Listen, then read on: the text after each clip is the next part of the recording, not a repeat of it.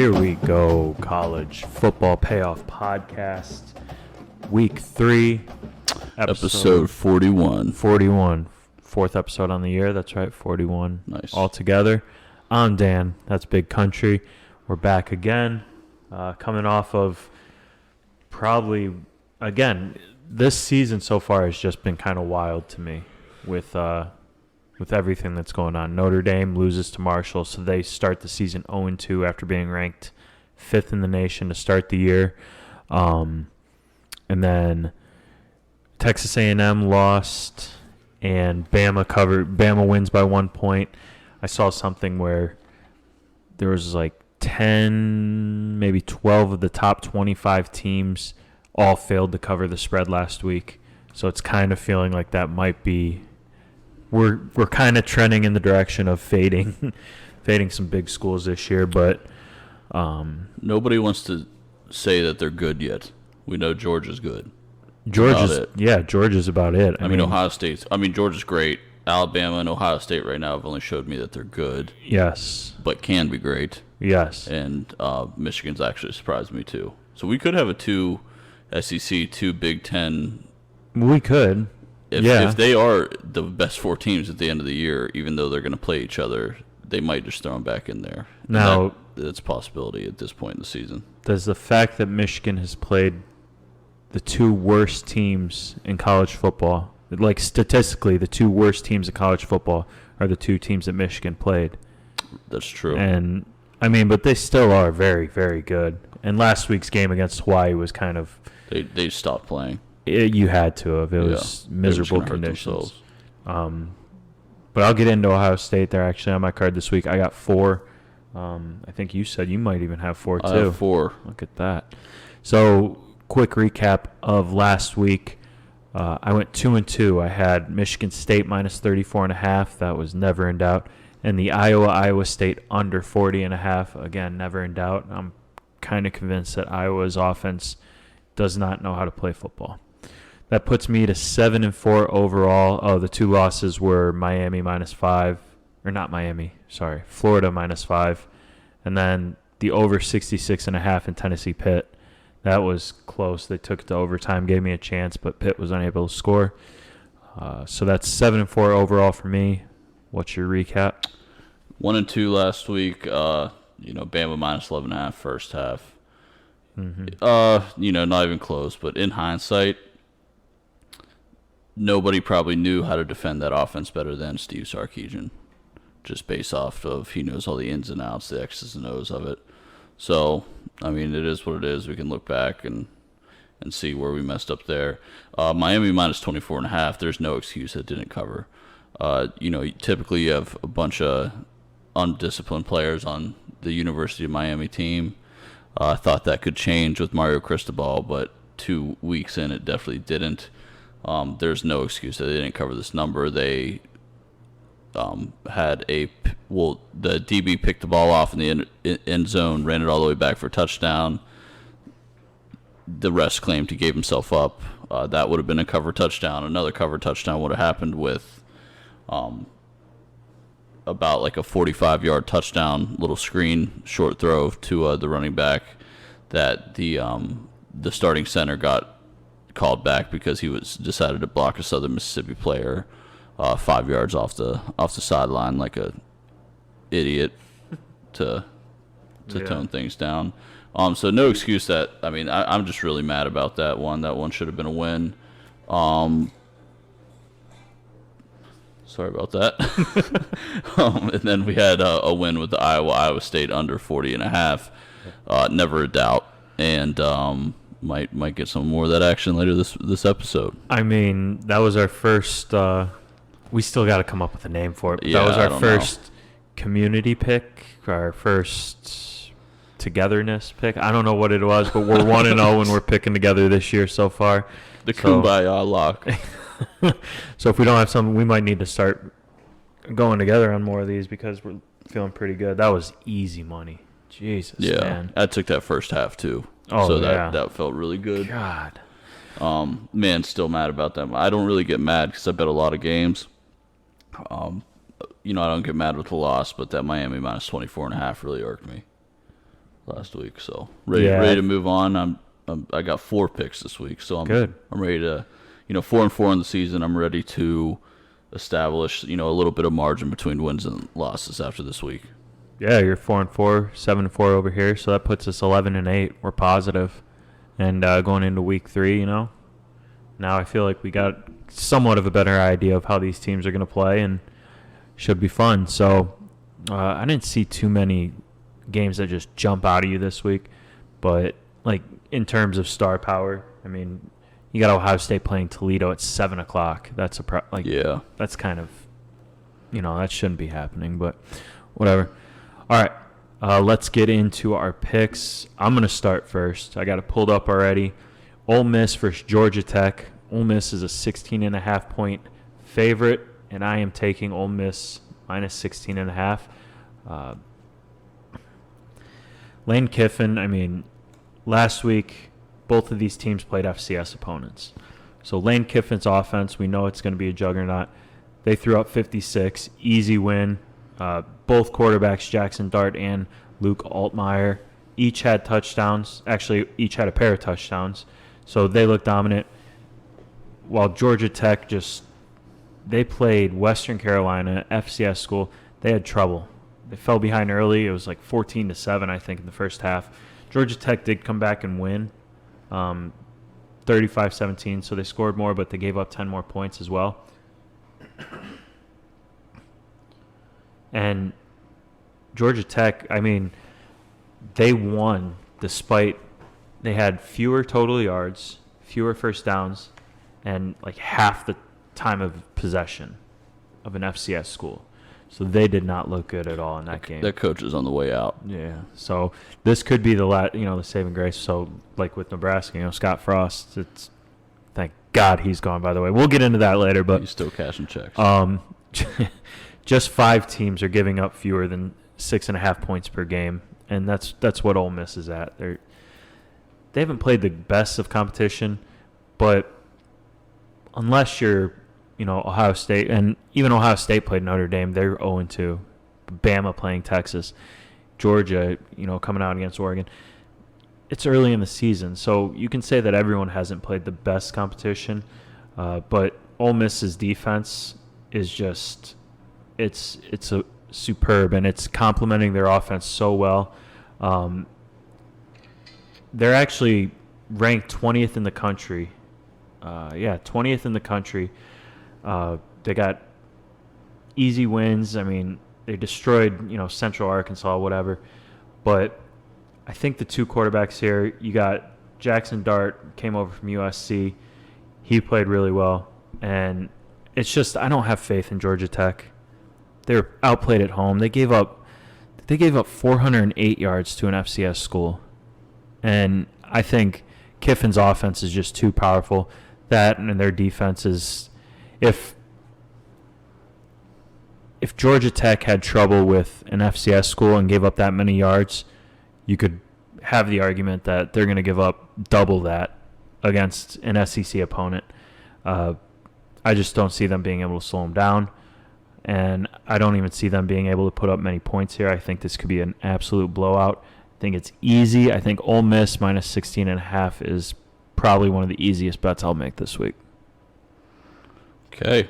I think I might be playing that one too, just not an official pod pick for me. Mm-hmm. But my first official pod pick is going to deal with this Kansas-Houston game. Kansas is off a huge overtime win at West Virginia, my Mountaineers, last week. That was very heart-wrenching. I was at a wedding, though, so I didn't get to see it live, which is probably better than being at the game.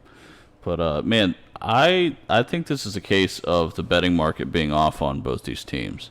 I do think that Kansas has one of their best teams they've ever had, well, in recent years, probably in the last decade. Lance Leipold, former Wisconsin Whitewater head coach, national champion there, has taken over this Kansas team, and he's really turned the program around. He signed an extra 1-year extension at the end or before the season. So he is committed to this university, but his name's actually been popping up to interview for the Nebraska job. So while he's still at Kansas and while the betting market is undervaluing Kansas, I'm going to take advantage of that. I really like Kansas +9 this week at Houston. Even though the game's at Houston, I am just not a big fan of this Dana Holgorsen team. I am not a big fan of Dana Holgorsen in the first place. I'm not a big fan of Clayton Tune at quarterback. He's just haven't seen that year-to-year jump that I was expecting out of him. And Houston's come off of 2 really tough overtime games with both the games they've played this year. They squeaked one out past UTSA in triple overtime week 1, then lost in double overtime week 2 at Texas Tech. Last week, they only got 16 first downs that whole game. Texas Tech is not a very good defense whatsoever. So it was actually very surprising to me that Dana couldn't get the ball moving there. Also, with this air raid offense, their drives are extremely short. And that's going to come back to haunt them because Kansas has been a ground and pound team their first 2 games this year, and they've been extremely impressive. They're averaging over 248 yards per game on the ground. And last week against WVU, they had 3 running backs with 10-plus carries. So they really have a running back by committee situation there, and they're going to stay fresh. Quarterback Jalen Daniels has been playing out of his mind this year. I mean, he played Tennessee Tech, and they took him out early where he had one touchdown there. But he threw 3 picks, 0 interceptions 3 touchdowns, 0 interceptions last week against West Virginia. And they're playing. Kansas is playing a similar offense as last week. Texas Tech and Houston are very similar teams. I think Kansas is going to run this ball down Houston's throat. I think Houston's defense is going to be extremely tired by the end of the game. If Kansas does win outright, I'd love this +9 to go with a possible backdoor cover at the end. Houston's defense is going to be tired by the end of this game. Kansas has more talent than they've had in a long time. I'm going to ride with this why the Jayhawks are still undervalued and go with Kansas +9 here. Beauty. Like it. All right, let's keep it rolling because we both have 4 games. I'll go to the bread and butter. We're going to Ohio State, Toledo. So I originally had it down here, and I'm starting to double guess. I really shouldn't do this, but I had it Ohio State -18.5 first half against Toledo. This is 7 o'clock game at the Horseshoe. But now I'm starting to think I might want to change it, but you know what? Let's stick with your gut. We're going 18.5 first half Ohio State against Toledo. The Buckeyes, I mean, their running game has been superior above anything else. Travion Henderson, Mayan Williams, and it's like, it's the sugar and the sweet, or the salty and sweet combination. You got Mayan Williams, who, he's your bruiser, and then Travion hits the holes, makes people miss. But what set it apart last week, and I know I've been tough on C.J. Stroud, but he didn't even have his best receiver. He didn't have Smith and Jigba. He won't be there again this week either. They said he could be out for a couple more weeks. But that opened up the door for Marvin Harrison Jr., and that kid can ball. He should have had 4 TDs last week. He had 3. Granted, it's against Arkansas State. But the offense for Ohio State, not a problem. They're going to be able to put up points. They're going to be able to score whenever they want to. I don't think Toledo's defense is going to – they might get a stop against their 2s, which is why I'm going to stay away from the total, and I'm going to stick it in the first half. But Ohio State's defense is what everyone was talking about coming into the year. Jim Knowles comes in, and there were times in that first game when everyone's thinking, man, it's the same Ohio State defense. They looked like it looked a lot worse than what it actually was. Because if you look back on this now, last year in the first 2 games of the year, and I can't remember who week 1 was, but week 2 was against Oregon. They gave up 9 touchdowns in 2 games last year, Ohio State's defense. This year, they've given up 1 in 2 games. It looks a lot worse than what it actually is. That first game, I didn't think our defense was all that great. I didn't see any improvement, but I was talking to someone today, and they said the linebackers are running people down. They did it against that quarterback for Notre Dame, did it against Arkansas State, but that's something we haven't seen since A.J. Hawk, James Laurinaitis, years and years ago. So I think the defense is it's propelled this team a little bit more. Stroud is coming off a good game. Toledo's, I think they're favorites to win the MAC. They're going to have a good game. They'll come in. They'll probably have a good, I think they'll put up points when we put in second teamers. But the spread being 32 points, that's way too much. Too many points, especially in games where Ryan Day is notorious for not playing his star guys. If he has a lead of more than 21, 28 points in the third quarter, fourth quarter, he will not play his stars. So that's why I'm sticking away from the full game. I'm going to the half. One thing to probably look out for here for Toledo is their quarterback, DeQuan Finn.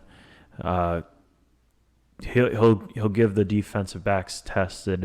He'll test them for Ohio State, but he's got to be a little more accurate if he wants to be. And I think our defensive line is just too good.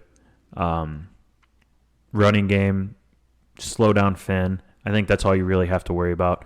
But this is a 1/2 game for me. I think early in the third quarter we get the subs in there, and Toledo maybe gets in. They'll keep it closer than the number suggests. But Ohio State minus 18.5 first half against Toledo. That's the play. Love it. I had Toledo first half against UMass last week. That was a nice win for me. Very good. All right, game 2 of 4 for me.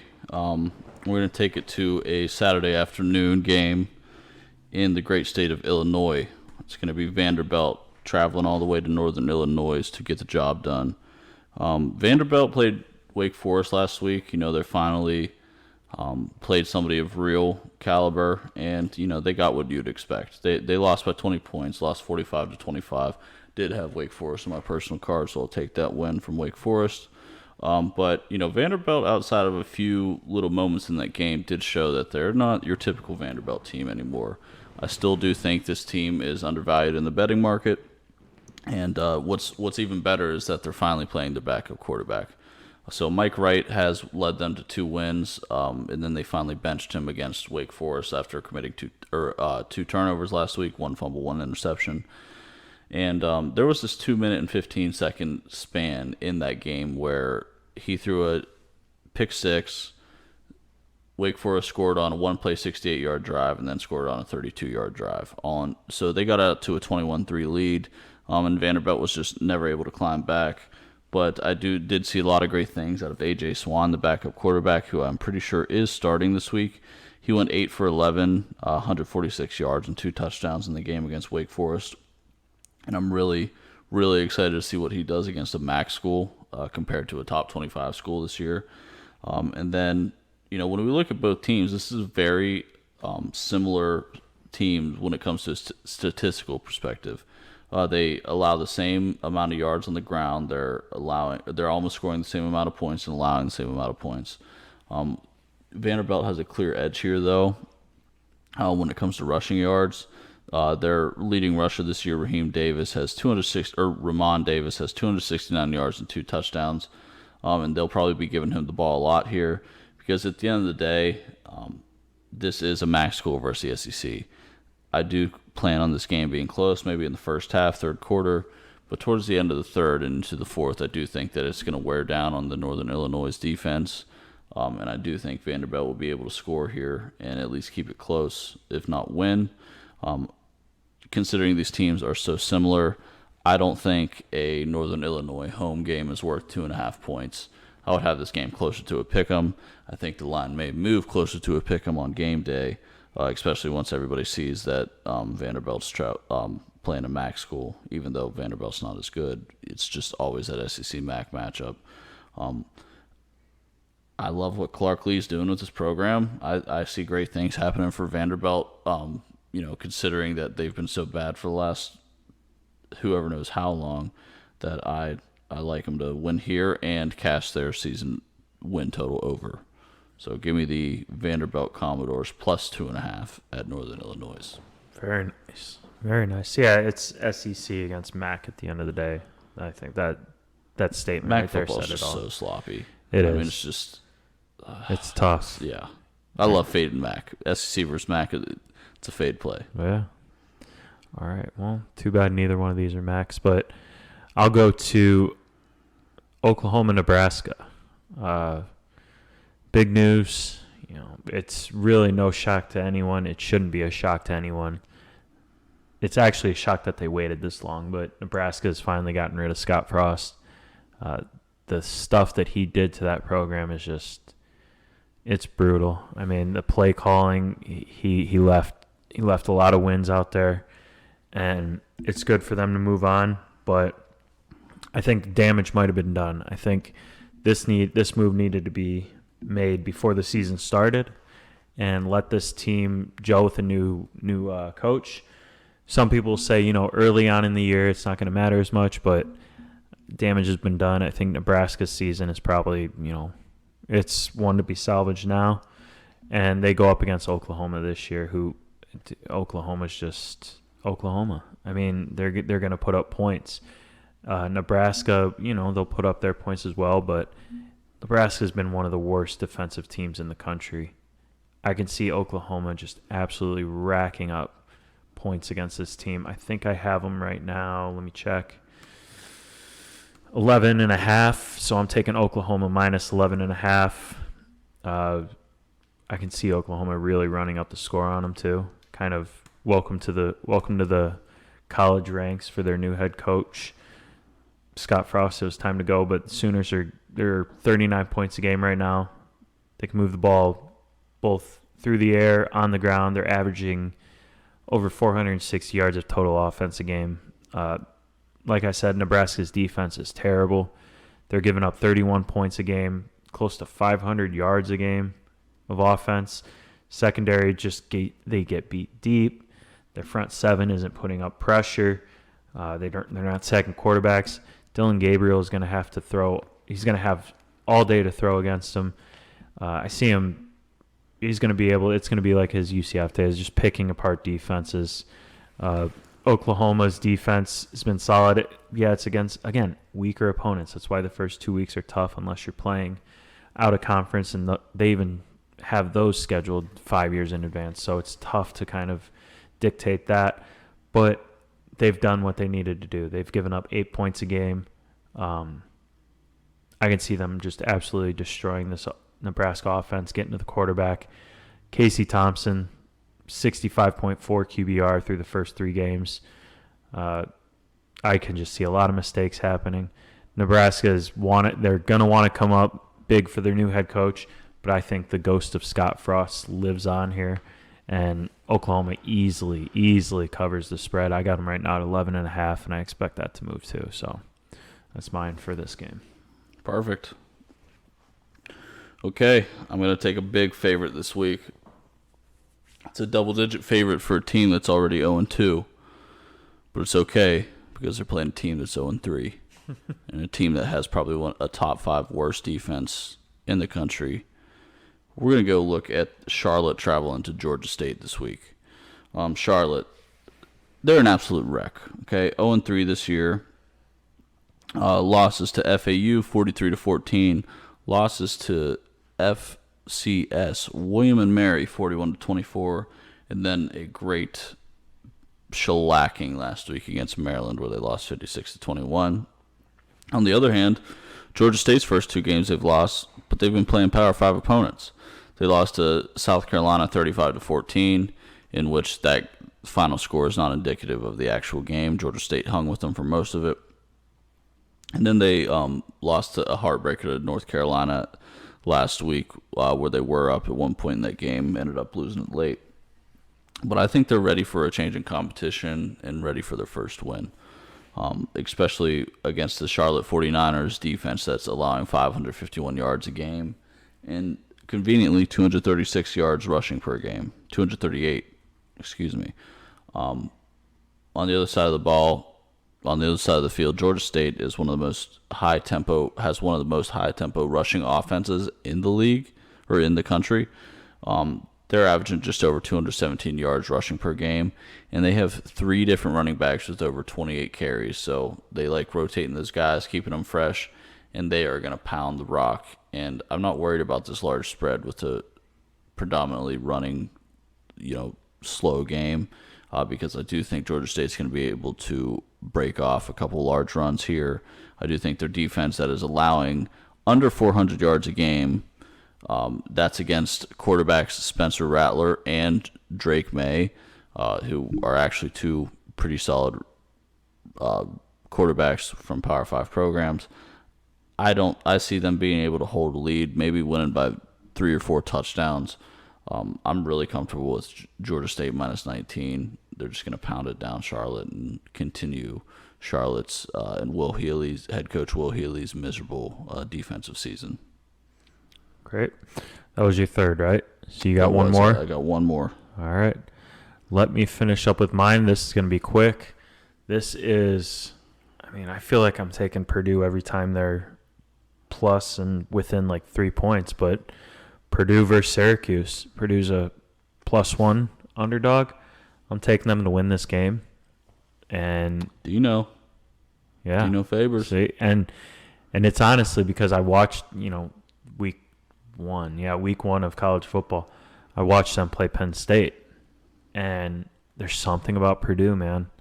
Every time I watch Purdue play, they have receivers. They're just sneaky. They're very, very sneaky. And against Penn State, when you think Penn State, I think the first thing that comes to mind for me is Penn State defense. And Aiden O'Connell, I think he went off against Penn State. I think he had, close to, it was like 365 yards against Penn State's defense. Last week was basically a scrimmage, 56-0 against Indiana State. But that game against Penn State, they weren't even as sharp as they should be, and they still put up more than 350 yards in the air. They should have won that game too. They still stayed within the number and got the win on the spread. But I think if O'Connell can get consistent, which is only going to come from time, they lost receivers. They lost David Bell, and they actually got, I can't remember his name, white receiver, transferred in to Purdue. Anyway, he's basically Cooper Kupp. He is basically Cooper Kupp of college, dude. This kid is unreal. They had a good nickname for him, too, and it's skipping my memory. Damn it. Anyway, I think O'Connell is going to be able to control the offense. Every time they're on third down, they seem to convert. Time of possession, Syracuse might dominate the clock, but Purdue really doesn't care. Syracuse offense, they throw the ball now, but Sean Tucker, the running back, is still the star. Quarterback Garrett Schrader, he's hit 79% of passes, 529 yards, so that's less than 300 a game. And they were against Louisville, which that was a surprise. I didn't think – actually, it wasn't a surprise to me. I picked them to win that game. Syracuse beat Louisville, and then they played UConn. Yeah. So that kind of tells you two different sides of the coin. Penn State's Sean Clifford. Everyone likes Sean Clifford. He didn't do well against Purdue's defense. I don't think he's that good. I don't either. Purdue's defense, they held him. They actually got to him a few times, hurt him. Syracuse is balanced, but they've also have not turned the ball over yet. And I think when they go up against a real defense, you're going to see a couple turnovers in this game. So I don't think Syracuse is all that great. Yeah, Louisville's a good win. UConn's UConn. But Purdue's Big Ten football. And Purdue's always that dark horse in the Big Ten. Purdue, they'll come in ready to go. They feel disrespected they're disrespected for being a underdog in this game. And I think Purdue comes in, they take care of business, and Purdue will walk away with the win. So I'm taking them +1 and the money line in this game. I like it. Okay, my final game. We're going to revisit a trend that we are going to probably keep following until it runs dry. Iowa hosting Nevada. Iowa doesn't score touchdowns. Yeah, we're going to go under 39. Yes. Again, Iowa top 5 defense, bottom 5 offense. Offense is averaging 5 points per game through 2 games, and shockingly, they're 1-1. They probably should have won last week, to be honest. It should be 2-0, averaging 5 points a game from their offense. But Nevada is just straight up bad, and they have to go all the way from Reno to nowhere, Iowa. Middle of nowhere, yep. Middle of nowhere, Iowa. Play a game against an elite defense, and they just lost to an FCS team last week. Incarnate Word put up 55 points on Nevada last week. They are not in any shape or form ready to be moving forward as a program. I can't believe they won their first 2 games.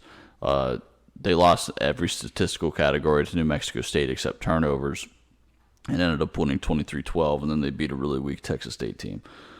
But man, are they bad. So is Iowa, man. They're averaging 158 yards per game right now. Spencer Petrus, whatever, however you name it. Petrus. Mm-hmm. He sucks. He sucks. And the running game sucks. They can't throw. And on top of that, you'd think you could just run the ball the whole time. If you can't throw, just find a way to win. Against South Dakota State and Iowa State, they're only averaging 57 yards a game on the ground. I mean, they're lucky that they're only giving up 216 yards per game and that they're winning on turnovers, because this is just really sloppy. I've seen, I was debating whether to take Iowa minus 23. You cannot take Iowa minus 23 in any way, shape, or form. I expect there to be a lot of turnovers in this game. I expect Iowa's defense to be hold strong, and if they let Nevada in the red zone to hold them to field goals, I'm comfortable here. I think this game might end up 24-3. Worst case scenario, 24-10. We're still covering with that score.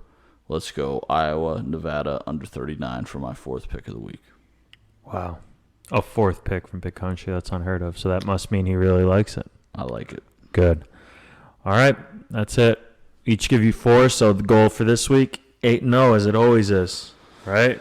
Let's be perfect. What's our pod record right now? Pod record sits at 11-8. Okay, man. We're giving you winners. Yep. Share with your friends. We need us. Interact with us on Twitter at CFP_pod. Find me at Big Country Bets. Find Dan at DPosk_. DPosk13. Yep. My bad. That's fine. Yeah, man. We share with your friends. We're the 41st episode. Our downloads are going up.